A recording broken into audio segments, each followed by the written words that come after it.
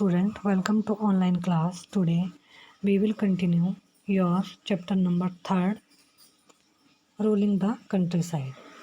ठीक है, इसमें अभी तक हमने पढ़ा द कंपनी बिकम्स द दीवान, की जो कंपनी है वो दीवान बन गई थी. दीवानी की जो पोस्ट है उन्होंने अपने पास ले ली. फिर revenue for the company, company ने कैसे कैसे रिवेन्यू बनाए थे, टैक्सेस लगाए लोगों पर, ये सब पढ़ा हमने. फिर the need to improve agriculture, कि उनको एग्रीकल्चर को इम्प्रूव करने की नीड थी, उसके बारे में पढ़ा. इसमें हमने प्रॉब्लम्स क्या क्या है इसमें वो सारा पढ़ा. फिर हमने इसमें पढ़ा a new system is devised, इसमें हमने न्यू सिस्टम पढ़ा जिसमें हमारी महान व्यवस्था थी, एक महानवारी रैयतवाड़ी. ठीक है, द मुनरो सिस्टम के बारे में पढ़ा. उसके बाद भी सब कुछ ठीक नहीं था. आज हम पढ़ेंगे क्रॉप्स फॉर यूरोप, यूरोप के लिए फसलें. तो यूरोप के लिए जो फसलें थी वह क्या थी. The British also realised that the countryside could not only yield revenue, it could also grow the crops that Europe required. By the late 18th century, the company was trying its best to expand the cultivation of opium and indigo in the country. In the century and a half that followed, the British pursued or forced cultivators in various parts of India to produce other crops. Jute in Bengal, tea in Assam, sugarcane in the United Provinces, now Uttar Pradesh, wheat in Punjab, cotton in Maharashtra and Punjab, rice in Madras. इसमें क्या था कि अंग्रेज़ों ने अब क्या उनको यह रियलाइज़ हो गया था कि जो हमारे कंट्री साइड ग्रामीण जो इलाके हैं, ना केवल इसमें रिवेन्यू प्राप्त करने मतलब टैक्सेस कर सकते हैं, बल्कि वहाँ हम क्या है जो यूरोप की नीड्स की जो क्रॉप्स हैं उनको भी उगा सकते हैं. जैसे 18वीं सेंचुरी में क्या क्या उन्होंने आखिर में तक कंपनी ने क्या है अफीम और नील की जो इंडिगो की जो खेती पर क्या है पूरा जोर लगा दिया था. और इसके बाद लगभग 150 साल तक अंग्रेज देश के विभिन्न भागों में किसी न किसी अलग अलग एरिया में क्या है किसानों को मजबूर करते रहे. बंगाल में हम क्या जूट, पटसन, असम में टी, संयुक्त प्रांत वर्तमान जो उत्तर प्रदेश हमारा वहाँ पे शुगर केन, पंजाब में गेहूँ, महाराष्ट्र और पंजाब में क्या है कपास, मद्रास में राइस वगैरह उगाने लगे हुए हैं यूरोप के लिए. How was this done. The British used a variety of methods to expand the cultivation of crops that they needed. Let us take a closer look at the story of such crop. One such method of production. अब क्या है यह कैसे किया गया. अंग्रेज़ों ने अपनी जो नीड्स की फसलों की जो कल्टीवेशन फैलाने के लिए अलग अलग जो उन्होंने तरीके अपनाए. और अब हम इसके बारे में प्रोडक्शन की ऐसी सिचुएशन पद्धति को अच्छी तरह से समझेंगे. Does colour have a history. क्या है क्या रंग का भी कोई इतिहास रहा है, जो कलर से उसका भी कोई इतिहास रहा है. इसके बारे में फिगर नंबर 5 ये जो यहाँ पे दिखाया गया है हमारा, ये है आपका फिगर नंबर 5. इसमें एक कलर है अलग अलग. A kalamkari print 20th century India, India में जो 20वीं सदी का कलमकारी पेंट हुआ. फिर से फिगर नंबर 6 में है, इसमें क्या है a Morris cotton print late 19th century England. क्या है मॉरिस कॉटन छापा 19वीं सदी के जो उत्तरार्ध में बताया गया है. ठीक है, फिर इसमें क्या है cotton prints. The image on the left figure number 5 show a kalamkari print created by weavers of Andhra Pradesh in India. ये क्या है 5 जो है ये आंध्र प्रदेश के जो बीवर्स हैं उनके द्वारा बनाई गई है. ठीक है, on the right is a floral cotton print designed and produced by William Morris. और जो दूसरी साइड जो पेंटिंग है ये विलियम मॉरिस के द्वारा प्रोड्यूस की गई है. A famous poet and artist of 19th century Britain, जो कि ब्रिटेन के फेमस पोएट थे ये 19th सेंचुरी के। There is one things common in the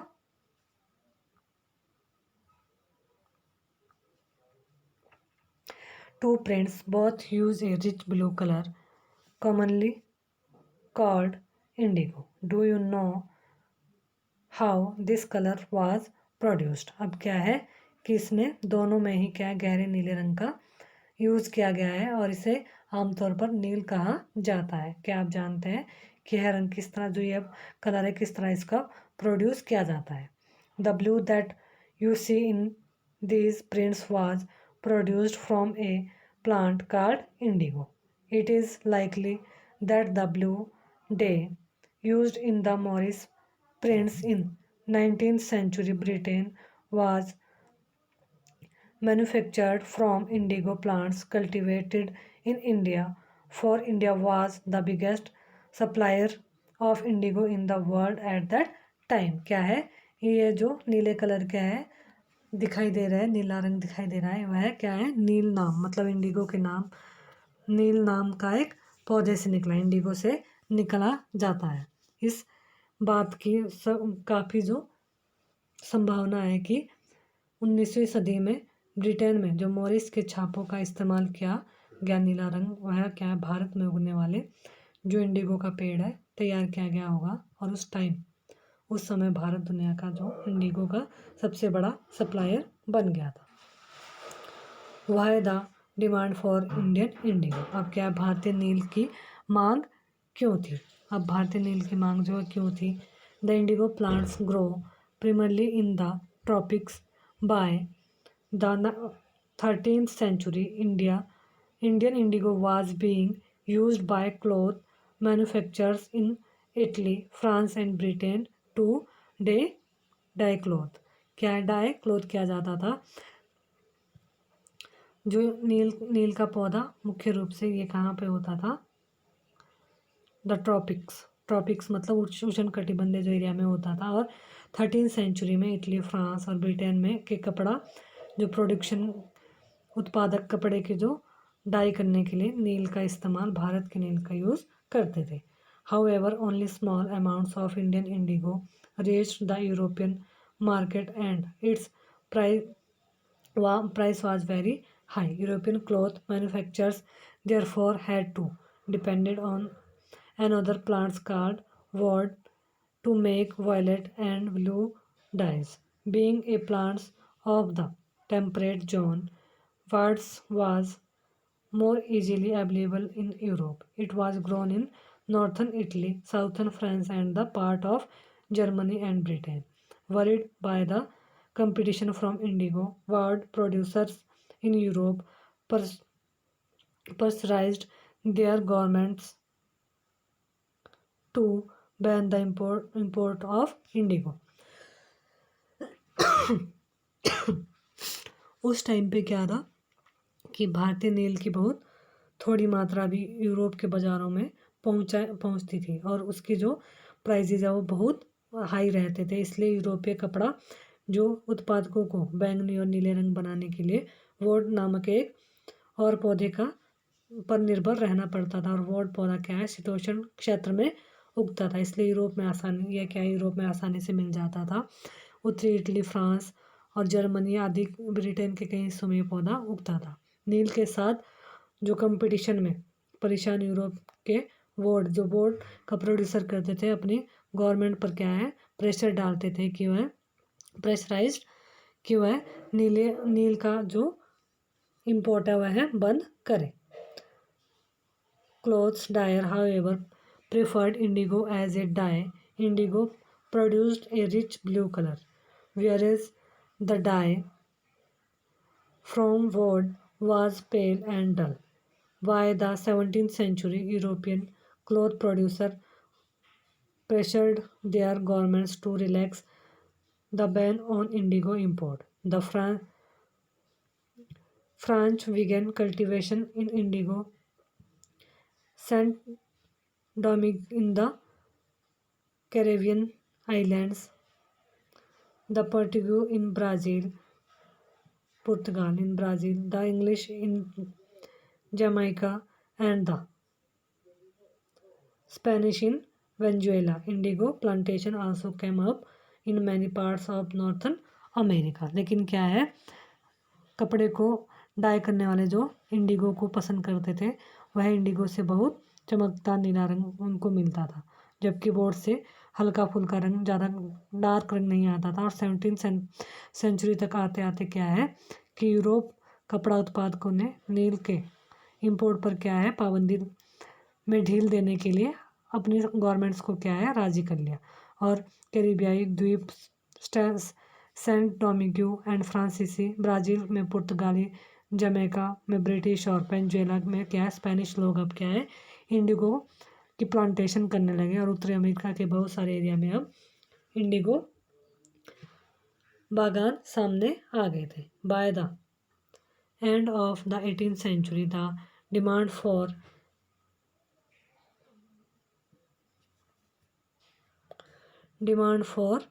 Indian indigo grew further. Britain began to industrialize and its cotton production expanded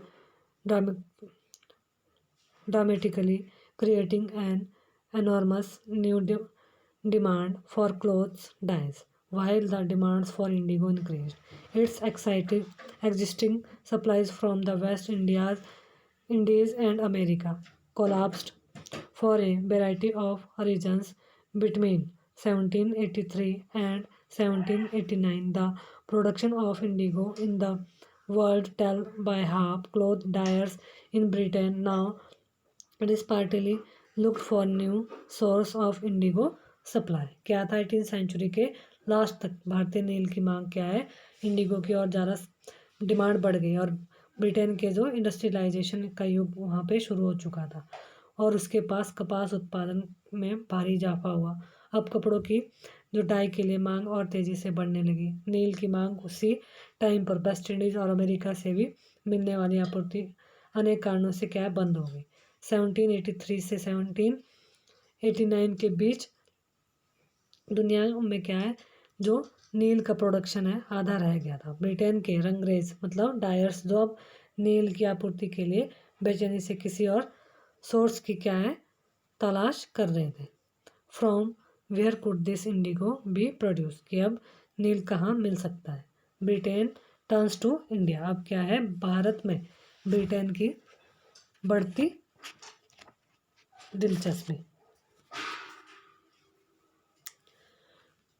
Faced with the rising demands for indigo in Europe, the company in India looked for a way to expand the area under indigo cultivation. Europe में क्या था Indigo की जो मांग को देखते हुए east India company ने अब भारत में नील की खेती बढ़ाने का क्या है रास्ता ढूंढ लिया था।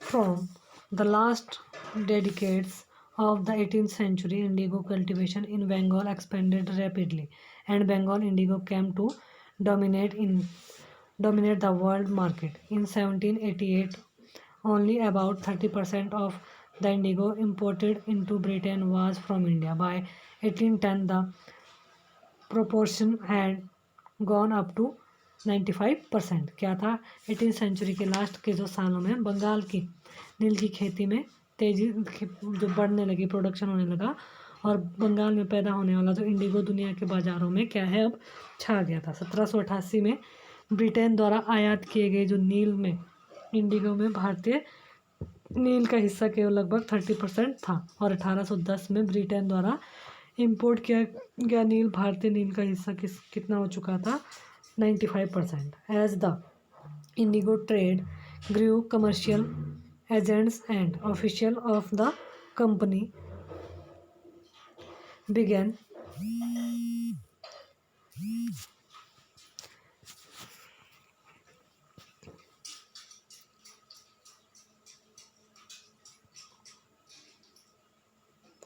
investing in indigo production. Over the years, many company officials left their jobs to look after their indigo business attracted by the prospects of high profits. Numerous Scotsmen and Englishmen came to India and became planters. Those who had no money to produce indigo could get loan from the company and the bank that were coming up at the time. और क्या हुआ, जैसे जैसे नील का व्यापार फैला, company के जो अफसर हैं उन्होंने व्यावसायिक एजेंट नील के प्रोडक्शन में पैसा लगाने लगे. और टाइम एक्सपेंड होने के साथ साथ कंपनी के बहुत सारे अधिकारियों ने क्या है, नील को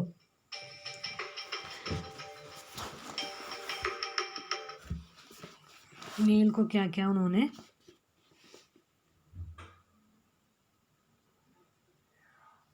नील के सामने कारोबार पर ध्यान देने के लिए अपनी नौकरियां छोड़ दी और भारी मुनाफे कमाने उम्मीद से स्कॉटलैंड इंग्लैंड के बहुत सारे जो लोग भारत आए और उन्होंने जो इंडिगो के प्लांटर्स लगाना शुरू कर दिए, जिनके पास नील की पैदावार के लिए पैसा नहीं था, उन्होंने कंपनी के नए नए बैंक से कर्जा देने को तैयार रहते थे. How was Indigo cultivated. अब इंडिगो जो है वो कैसे उगाई जाती थी. There were two main systems of indigo cultivation, niche and ryothi. Within the system of niche cultivation, the planters produced indigo in lands that he directly controlled. He either bought the land or rented it from other jamidars and produced indigo by directly employing hired laborers. इसमें क्या था कि नील की खेती दो प्रकार से की जाती थी, निज और रैयती. निज खेती की जो व्यवस्था थी, सिस्टम में बागान मालिक खुद अपनी ज़मीन पर क्या लगाते थे, नील का प्रोडक्शन करते थे, या तो वह ज़मीन खरीद लेते थे और दूसरे ज़मींदारों से ज़मीन भाड़े पर लेते थे और मजदूरों को काम पर लगाकर नील की खेती की जाती थी रैयती में. अब क्या था, the problem with nij cultivation. अब निज कल्टिवेशन में क्या प्रॉब्लम आई. The planters found it difficult to expand the area under nij cultivation. Indigo could be cultivated only on fertile lands and these were all already densely populated. Only small plots scattered over the landscape could be acquired. Planters needed large areas in compact blocks to cultivate indigo in plantation. Where could they get such land from? They attempted to less in the land around the indigo factory and evict the peasants from the area, but these away led to conflict and tension. इसमें क्या था कि बागान मालिकों के निज खेती का जो एरिया था फैलाने में मुश्किल आ रही थी और नील की खेती केवल उपजाऊ ज़मीन पर, जहाँ पर क्या फर्टाइल जो लैंड है वहाँ की जा सकती थी. ऐसी ज़मीनों पर आबादी पहले ही बहुत ज़्यादा थी और यहाँ वहाँ छोटे मोटे खेत ही उनके हाथ लग पाते थे. नील की खेती करने के लिए क्या है, उन्हें क्या बड़े बड़े ज़मीन के टुकड़ों पर ज़रूरत होती थी और कहाँ से मिल सकती थी. उन्हें नील की फैक्ट्री के इर्द गिर्द क्या है, पट्टे पर ज़मीन लेने के प्रयास किया और वहाँ के किसानों को वहाँ से हटवा दिया. इससे क्या हुआ कि आपस में उनमें क्या हुआ, कन्फ्लिक्ट एंड टेंशन पैदा हो गए, उनके बीच टकराव और तनाव उत्पन्न हुए. Nor was labour easy to mobilize. A large plantation required a vast number of hands to operate, and labor was needed preciously at a time when peasants were usually busy with their rice cultivation. क्या था, मजदूरों का इंतजाम करना भी easy नहीं था और बड़े बड़े बागानों के लिए बहुत सारे जो लेबर्स है उनकी नीड होती थी और जो मजदूर थे वह क्या है सबसे ज़्यादा उसी टाइम होती थी और किसान धान की खेती में क्या थे, अपने आप को बिजी रहते थे.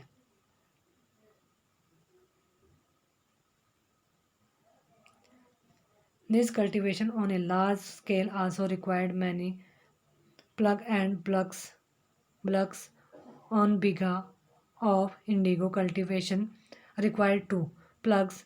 This meant that a planter with thousands bigas would need 2000 plugs. investing on purchase and maintenance of plugs was a big problem, nor could supplies be easily got from the peasants since their plugs and blocks were busy on their rice field again exactly at the time that the Indigo planters needed them. इसमें क्या होता था कि बड़े पैमाने पर जो निज की खेती के लिए बहुत सारे हल बैलों की भी जो नीड होती थी, ठीक है। प्लग्स मतलब जो जिससे जुताई की जाती थी उसकी भी नीड होती थी। और 1 बीघा नील की मतलब 1 बीघा नील की खेती करने के लिए कितने 2 हल चाहिए होते थे, मतलब हल जो 2 हल चलाने वाले चाहिए होते थे। इसका मीनिंग है कि अगर किसी का बागान मालिक के पास 1,000 बीघा ज़मीन है तो उसे क्या है 2,000 हलों की नीड होती थी। और जो प्लग्स को खरीदना और उनका रख रखाव एक बड़ी प्रॉब्लम थी। किसानों से भी हल नहीं मिल सकते थे, उन्हें अपने लिए ही इन जो थिंग्स की नीड होती थी। जिस टाइम नील का प्रोडक्शन की होती थी उसी टाइम पर किसानों को हल बैल भी राइस की खेती में व्यस्त रहते थे। Till the late 19th century, planters were therefore reluctant to expand the area under niche cultivation. Less than 25% of the land producing indigo was under the system. The rest was under an alternative mode of cultivation, the ryothi system। और 19th century में के आखिर तक बागान जो मालिक है planters जो थे वह क्या है निज खेती का एरिया फैलाने में अब डरते थे, मतलब हिचकिचाते थे कि वह कैसे करेंगे इस काम को। इस सिस्टम के तहत जो इंडिगो के प्रोडक्शन वाली 25% से भी कम ज़मीन आती थी, बाकी ज़मीन क्या है रेती व्यवस्था के अंतर्गत आती थी, मतलब जो मजदूर वर्ग में काम करते थे दूसरों के पास। अब इसमें हम पढ़ेंगे indigo on the land of ryots. रियायतों की ज़मीन पर नील की खेती किस प्रकार होती थी, इसके बारे में हम नेक्स्ट वीडियो में अब पढ़ेंगे।